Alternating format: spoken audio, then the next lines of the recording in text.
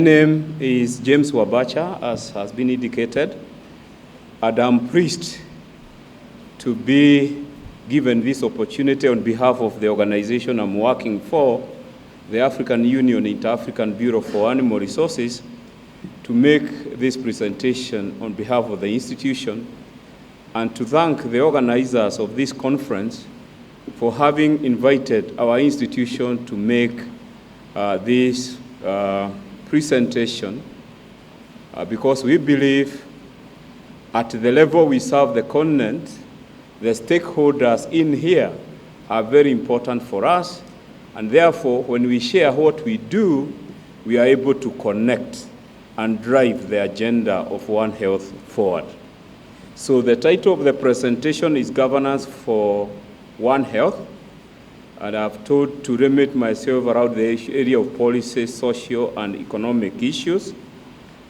And as a way of introduction, and this you have heard since this morning about the occurrence of emerging and re-emerging diseases, and the context that supports their emergence, that is no news, so everyone is very familiar with this, and the importance of the zoonosis as far as public health is concerned.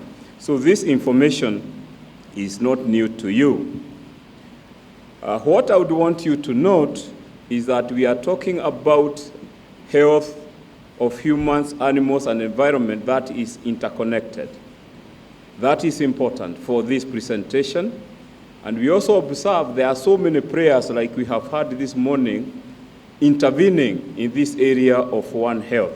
That again becomes important.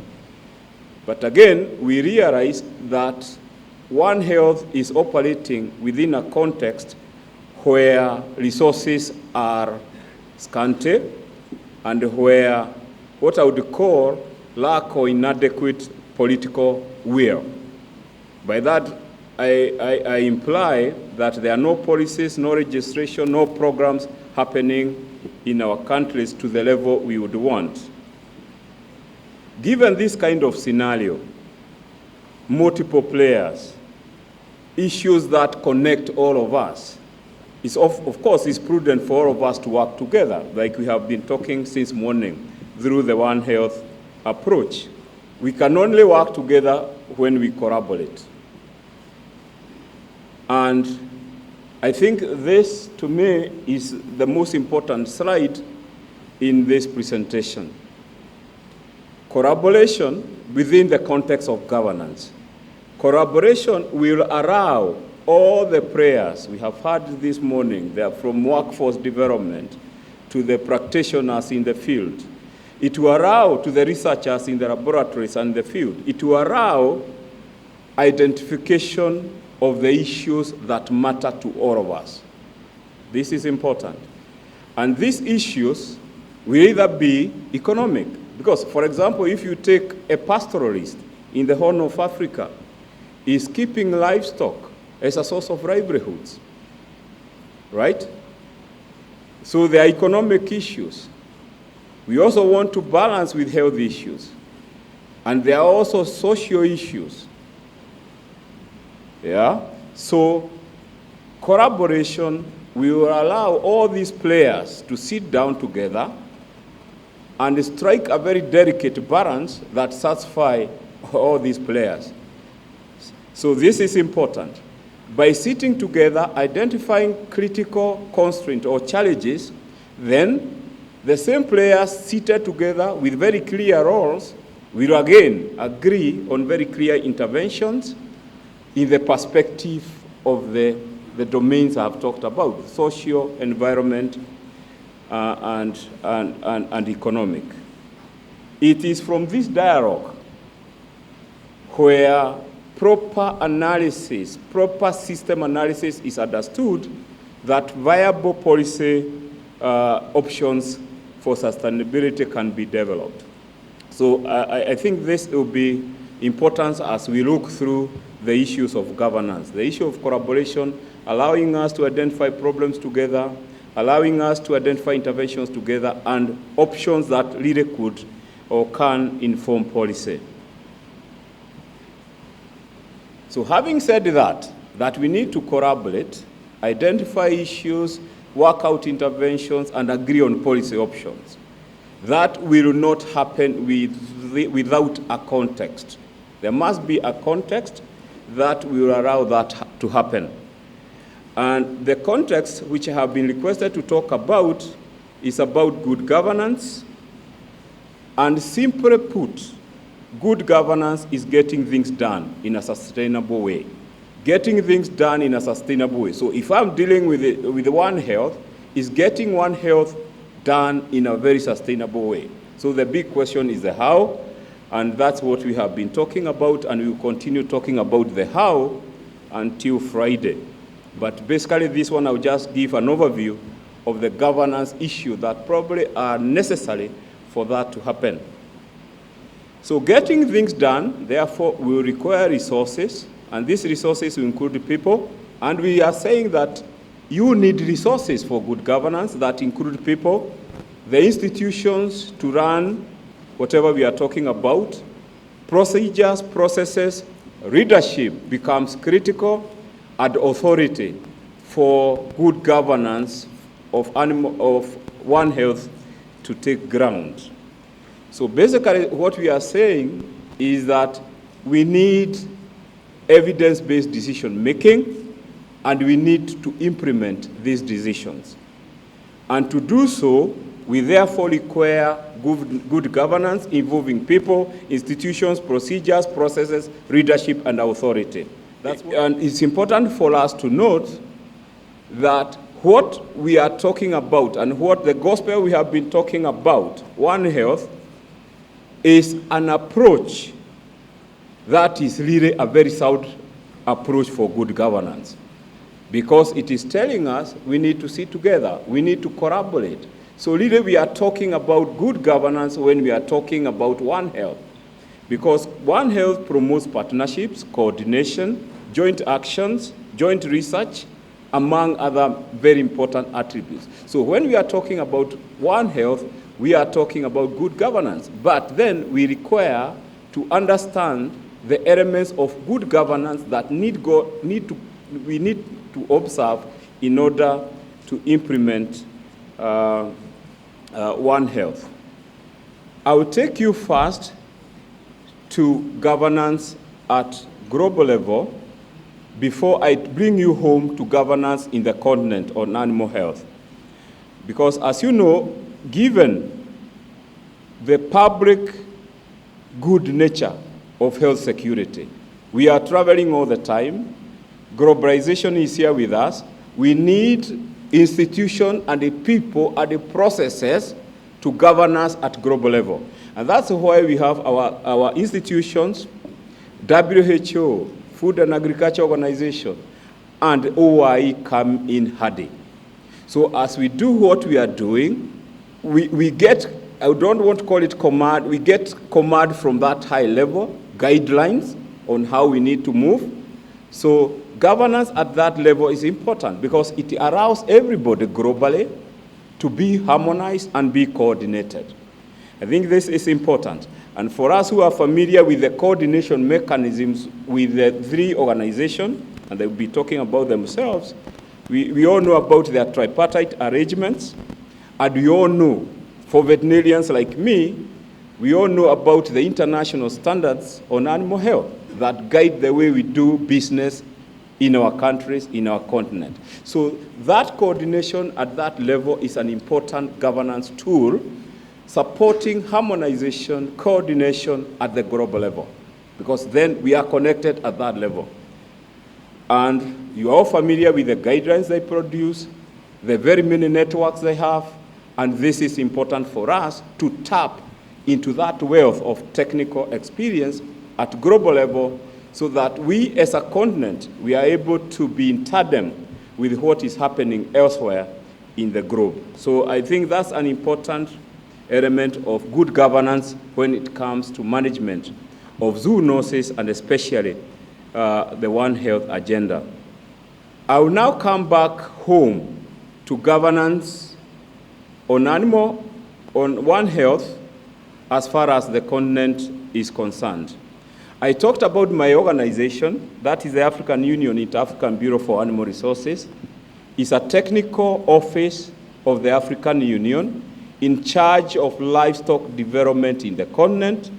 And basically, this particular organization deals with coordination and harmonization of interventions, including One Health. So that's important. That coordination element is critical to ensure that the different regional economic communities, the different member states are also talking from the same script. So that is our business. And in this area of One Health, we have walked this journey since, I think, 2006, during the threat and eventual entry of avian influenza in our continent. So we have been in this, and we were motivated to get into the area of One Health because of that threat then of avian influenza. And during that time, we formulated a program, a continental program, which we called Spin Up, to spearhead response preparedness for member states of the African Union. So that's where the journey, as far as One Health is concerned. We have had key achievements, especially through that program, which probably I will not need to get into details. But what is important to note is that we have undertaken a very detailed stock taking of coordination mechanisms in the continent, in the 8 regional economic communities, and worked with the regional economic communities to develop implementation plans for One Health. If you go to our website also, you will be able to see a compendium that is an offshoot of the program I talked about. And I'm happy to note that Mishek is around. The initial idea of creating a continental network on animal health was conceived around this time when we were implementing Spin Up, and I'm happy to note that now our continental network on One Health is up and running. From this program, we were able to develop an overarching framework, which we call the Integrated Regional Coordination Mechanism. And the aim of this framework is to try and promote and institutionalize cross-sectoral collaboration. So we have a framework, but there is a lot of knowledge that has come in, and we are in the process of relooking at it and seeing how best we can improve on the framework, given the lessons we are running and the developments that are coming up, including what we are discussing this particular week. Coming to the regional level, I think we are now clear that you need to coordinate yourself, you need to have a governance mechanism at continental level, but the same mechanism need also to be replicated at the regional economic communities. And the regional economic communities are also working very hard to try and institutionalize One Health. And there are different stages. Some, they have One Health framework, the One Health policy. I think that is the East African community. Some have developed contingency plans, database of rapid teams of experts. This is good development, because we start seeing now a governance mechanism at the regional economic community that is then able to be available to support the member states in that particular region. Of course, some are, I said there are different stages. Some are weak in the area, but of course they are working towards enhancing their capacity in terms of coordinating the membership at the regional level. Once you are coordinated at the regional economic community, we have also worked with member states, with our chair, convened the membership from the member states to try and understand what is happening in the countries and also to run the good practices in these countries. And what we note, as far as good governance is concerned, is that we have national coordination mechanisms in several countries for One Health. This is excellent. But of course, the institutional architecture, where is it placed, the mechanism, differs from one country to the other, given the context of the country. Some countries have gone far. They have national strategies. They have established MOUs. They have funding mechanisms. They have networks with partners. And they have implemented joint programs. So these are good elements of good governance, getting things done. And they have also developed joint action plans and hold regular meetings. So there is good news. Something good is happening in our member states. And I think that is important to appreciate after 10 years of very hard work. So good things are happening, and we are ready to support and work with them as we take this approach forward. What are the key priority actions member states are talking about that we need to address as collaborators?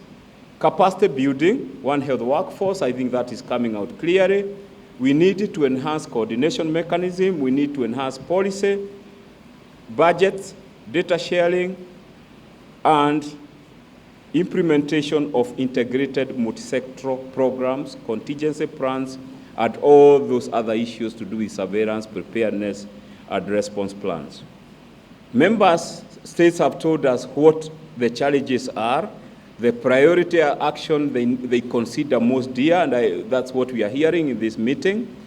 So by way of conclusion is that the continent has embraced One Health. That is a fact. The continent has embraced One Health, although we face various challenges of institutionalization, and I hope by Friday we will have addressed ourselves to some elements on how we can institutionalize One Health in our institutions. As a way of conclusion, again, One Health provides a good basis for good governance. We are practicing good governance. We have good elements of good governance, but there is a lot to be done to encompass more elements of good governance to take One Health forward. Good governance for One Health allows addressing risk at human-animal interface in a holistic way. And this allows us, because we are collaborating, to address socio, economic, and environmental issues simultaneously at the same time. And the policies, which is topic of my discussion, should take on board these three issues. Any policy to do with One Health should take these three issues simultaneously for sustainability. And policies should be based on good information, that is based on research, and their formulation and implementation should benefit from educated workforce, and I will not tire involvement of all stakeholders to get sustainable solutions. Thank you for listening to me. Thank you. Thank you very much.